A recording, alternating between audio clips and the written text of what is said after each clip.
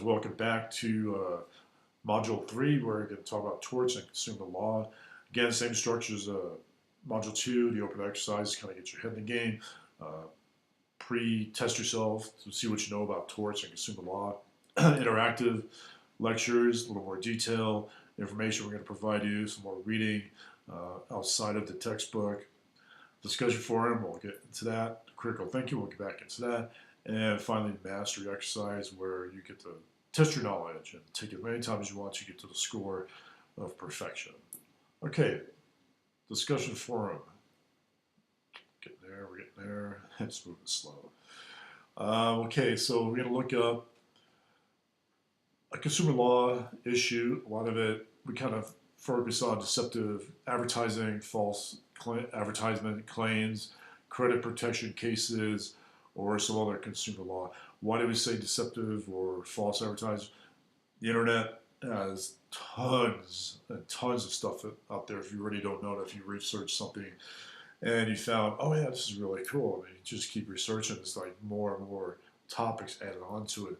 And I was researching something on how to be a millionaire overnight or something, and it was a video, and it just kept going on and on and on. It was like, get to the point. What are the details of how do I become a millionaire overnight? After an hour watching this video, really didn't tell me that. He showed all the grandioso. You can do this. You got this car. You can travel. All this. I was like, and for $200, you can have access to this exclusive club. Get in there. You get this information, and then you get into there, and there's more information you gotta buy. And there's always something fishing around. They really don't get a point. Say, okay, you got to do A, B, C, D, F, G, H to make the $1 million. Get to that point. They always just try to resell you stuff and resell stuff, and that's kind of deceptive advertising, because they kind of hook you in, pull you in. Okay, we got you. Okay, we got $200 now at the club. If you want to learn more about, you have this tool that's online for you, help you make more money. It's $1,500. This is a special time offer. It's 24 hours. They kind of beat it around the bush. And they never really get to the point. So those kind of deceptive advertisers, just drive me nuts. And they say, well, no weight loss. After a while, I was like, hey, they're really not telling me nothing. They tell me all the good things about it, what it can do. But again, for $199.95 or $500, whatever the cost is, you get in and get the secret to losing weight. I found a secret: get off your butt and eat right, and cut back on the coffee and alcohol. But credit protection cases, there's deception out there. Advertisement emails I get every day is like, why am I getting these? And it's always addressed to my always to my email address, not to me. So I know that kind of throws a red flag there. They don't know me. It's just they're just fishing. They're just trying to get people to get into this credit card, and so it's that gray area you got to make up your mind. Okay, is this really something I'm looking for, or is somebody providing me thinking I need it, trying to get me to build up the appetite for it? Consumer laws are all over the place. Lemon laws for cars.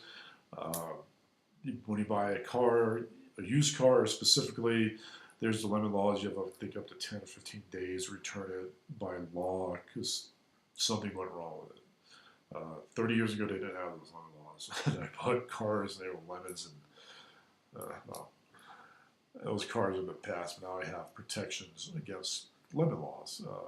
The dirty salesman that tries to sell you this car, oh, it's great, it's wonderful, my mom would drive it, You end up at the parking lot, you already signed the check and it's done. He doesn't own it, he doesn't take no responsibility because there's no warranty to it. Other consumer laws you concern yourself with, perception of commercials. There's one you might find out there is a Pepsi commercial, I forget how long ago, 15 years ago. They advertising winning a military jet plane if you gathered up 700,000 Pepsi points or something. I forget the details, but it's out there. And there was a guy actually collected I think it's 700,000 or 1 million Pepsi points and wanted the jet. And it was, of course, they went to court on it because they made the advertising they were giving this away, but it was supposed to be a joke. but based on how it was presented, it wasn't really taken as a joke, and this guy took it seriously. So there's that deceptive advertisement or misleading advertisement, that gets into that consumer law. So look it around, do some research on it. I'm sure you'll find some great cases and have fun with this one. Let's go back to the assignment. Critical thinking. Moving like high-speed internet. There we go. Let's see. You got two options there. Option one: how important tort liability is to a business. Okay, keep in mind, tort.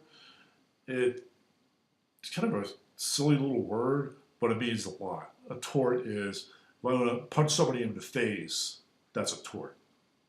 I want to punch them intentionally, or they have unintentional torts where somebody threw a baseball, not intentionally to hit me, but actually hit me.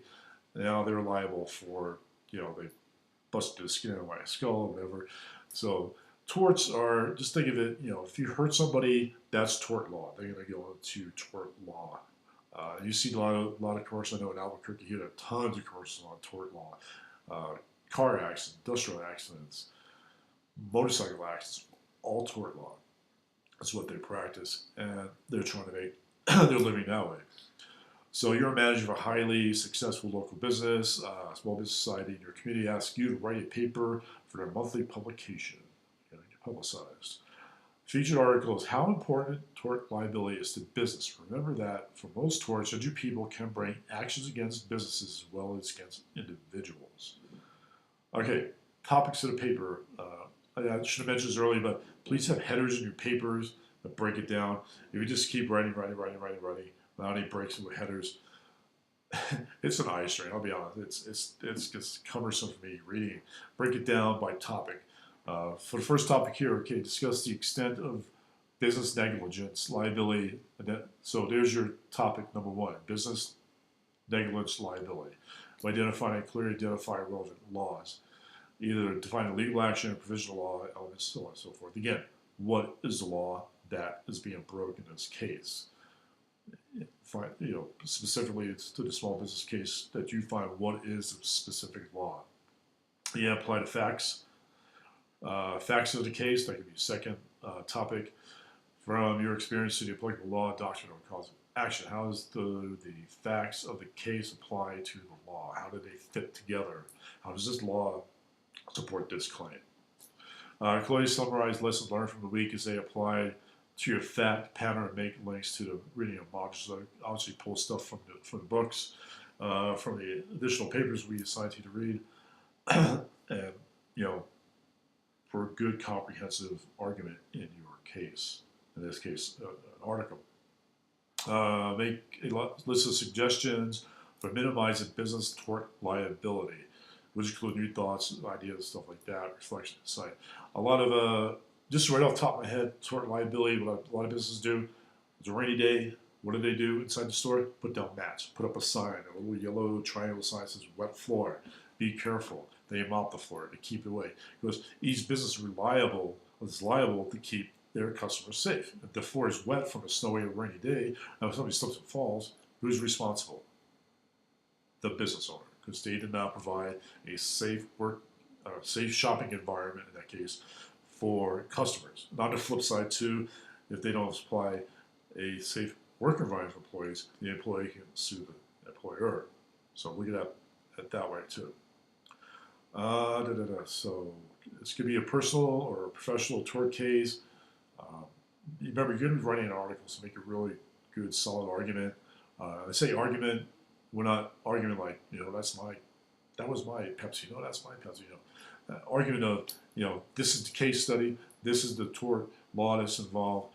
Make a good, solid argument about who, what, where, when, and why. Now, look at the elements of negligence, duty, breach, causation, and damages. What was the duty of the employee, employer? What was the breach of trust by not putting down the mats on a rainy day or the signs so people know the floor is very slippery and wet? What was the causation? While the floor is wet, there was no mats down. Mrs. Smith slipped and fell and broke her hip. What were the damages? Well, she had broke her hips. She had to be taken hospital, she had medical bills, she lost time at work, so on and so forth. Think about stuff like that. Again, 3 to 4 pages APA format. Excuse me. And option number 2, product liability, another fun one. There's a case out there off the top of my head. Somebody, it was a therapist, a physical therapist, working on a piece of equipment that was not designed to do what he or she was doing, and it fell on him and crippled him for the rest of their life. And they sued the company and won. Is that right? They were misusing the equipment the way it wasn't supposed to be used, but the equipment fell on them. So it's a really interesting case study. If you come across that one, I strongly recommend that. Product liability, you can think about the back lemon was broken out car, and the car was stopped in the middle of traffic on I-25 in California. It calls a pilot. About 15, 20 years ago, was tires on Fords. I don't want to say Michelin, but Firestone. They were just blowing up. The cars just rolling off the road. Product liability. I found we find stuff in products all the time that either work or don't work. I'll reliable it. I bought it. Doesn't mean I'm stuck with it. I mean, the manufacturer said it would work when I got home. Plug it in, add batteries, whatever, and it doesn't, or it blows up and it hurts me, or hurts somebody in my family. The manufacturer is liable for it. So look at that. So this case study, puts a scenario. You're a highly successful international manufacturer. Boss is working with a group of clients who are located overseas, not familiar with U.S. tort law. So you're going to be teaching someone outside the country about tort law. And we're pretty much like England's tort law, because we took a lot of their laws and applied to the U.S. where it develops. Short history lesson there. But so your boss requests you to conduct some research on a product liability. You recall from business classes that make, sell, lease, can be held liable for physical harm, property damage, cause damage, use damage, bison, etc. Toyota, GMC, Ford, just the past 10 years, manufacturers had their problems with cars, so look at them. So, in the report you include identify and discuss 4 elements of negligence. So right up there, about 3 paragraphs down, and you also find those. It's going to be in your textbooks and the reading. So write it, notate them, cite them properly. What are the 4 elements of negligence? How they apply to this case? Research, analyze the legal case providing product liability. Piece of cake. There's a ton of them out there. Go to Consumer Protection website. You should be able to find plenty there. Discuss in detail defenses that were raised that could have been raised. You might read a case like, well, why did they think about this? Well, the physical therapist used a machine and it fell on. Why wasn't it bolted to the floor? Was the physical therapist trained to use it, or just thought it could be used this way? Kind of looking at a box, kind of look at the case a little differently. Not just that, because the case will come out. Okay, they said this person won the case because. Well, okay, fine, but why did they really get into how come the piece of equipment was bolted down or bolted to the wall? Was it off balance? Was it properly installed? Was it properly assembled? So like that, kind of look out of the box, kind of like play the devil's advocate. Why did they ask this? And kind of pose those questions too. As part of your opinion, whether or not you believe it's fair to hold employer responsible for the neglect acts of employees. Key one there. We hear this all the time. If you're an employee, we get taught, trained, certified not to do X, Y, Z, right? We all go through one case or another. So think about stuff like that. Again, APA format, title page, introduction and body, and closing, reference page, site, all that fun stuff. So if you have any questions, of course, please do get a hold of me and I will answer you promptly.